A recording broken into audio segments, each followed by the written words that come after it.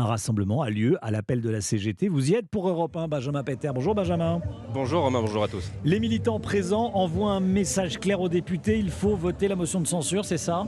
Oui, tout à fait, ils ont défilé tout à l'heure dans le centre-ville et ils attendent effectivement beaucoup de ce vote qui mettrait un coup d'arrêt à cette réforme qu'ils combattent depuis des semaines. Ici, beaucoup ont été choqués par le recours au 49.3. Je ne pensais pas qu'ils iraient jusque-là, me confiait une manifestante tout à l'heure.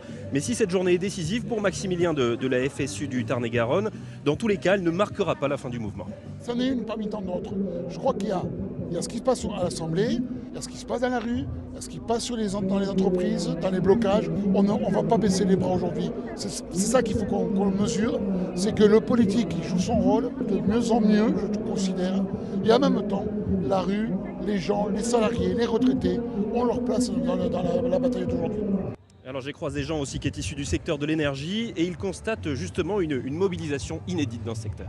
Avec des coupures ciblées, des rassemblements de véhicules qui interdisent toute intervention programmée. Il n'y a plus un chantier qui se fait à Enedis et Gaz de France maintenant. C'est quand même quelque chose qui est tout à fait inédit sur la durée. Vu l'état d'esprit des personnes et la colère, il n'y a aucune raison pour que ça s'arrête.